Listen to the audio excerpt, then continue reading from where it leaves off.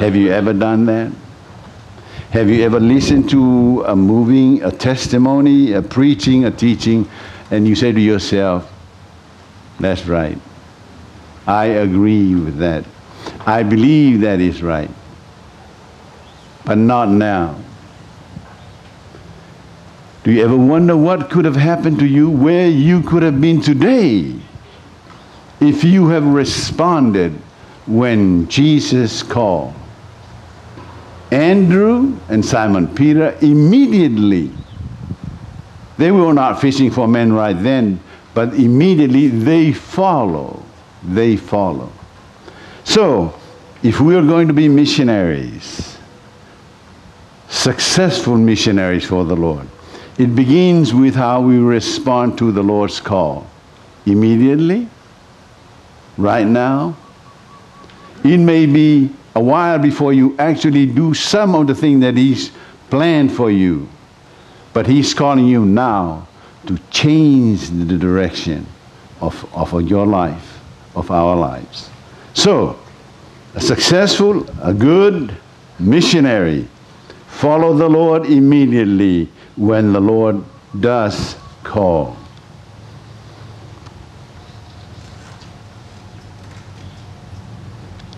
I have shared with you before, I'm sure, about a friend of mine who was here. And when we were planning to go to Samoa, said, I want to be a part of that missionary work.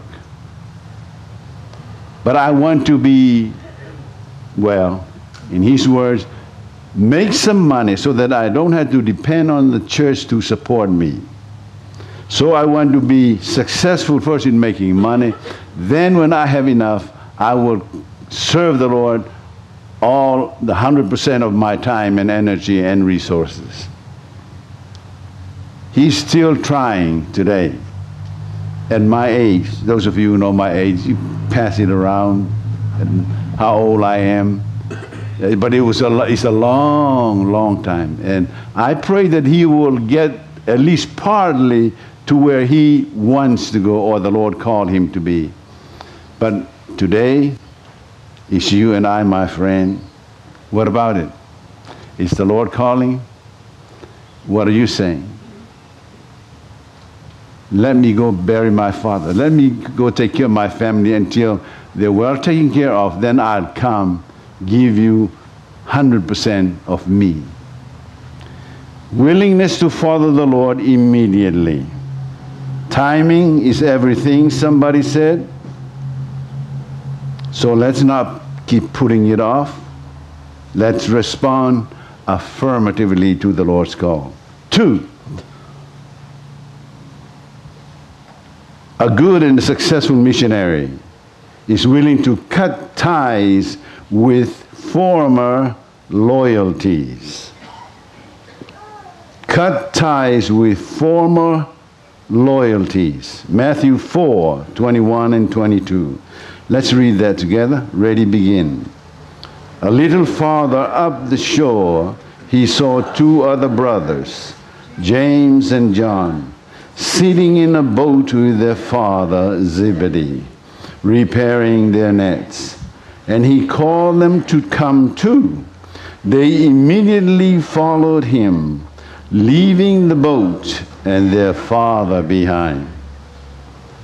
Willingness to cut ties with former loyalties. Notice, identical in one thing with Andrew and Peter, they followed or responded immediately. Leaving behind, cutting off ties with the boat, which represent the business, the lifestyle that the Lord found us in. And father, family. Those are pretty strong ties, aren't they? The business, how we make our living. Now, keep in mind, the Lord doesn't always call everybody to leave their profession. But there are ties in every life that can and will interfere, that will keep the person from doing his or her best in fulfilling the call of the Lord. And in this case, it was the lifestyle, the business, and loved ones.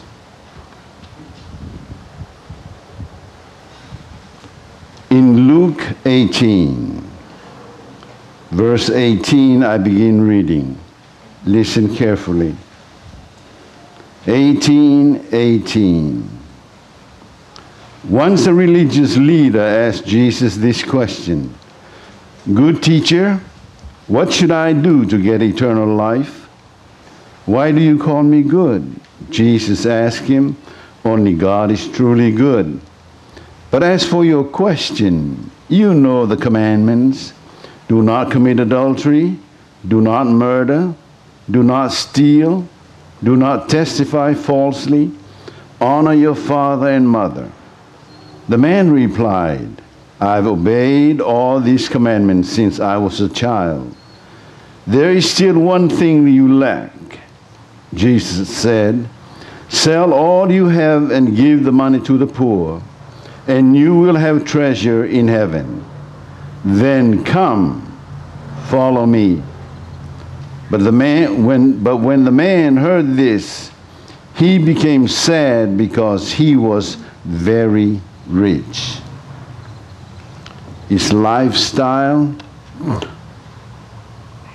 a tie to depression, was just too much a price for him to cut and follow Jesus.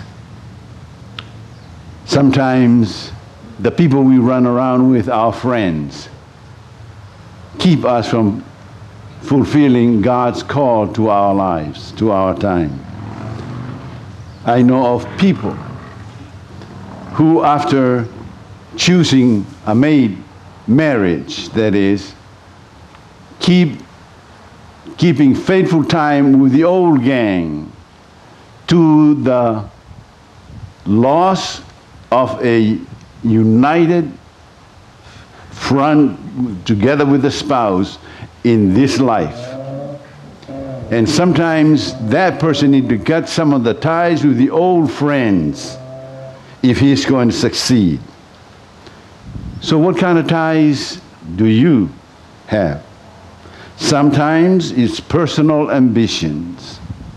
We want to fulfill this. It's been our dream ever since we were young.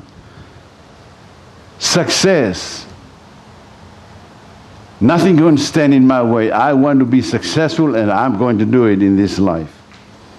Money, especially now, with the economy where it is, for some of us, is pleasure.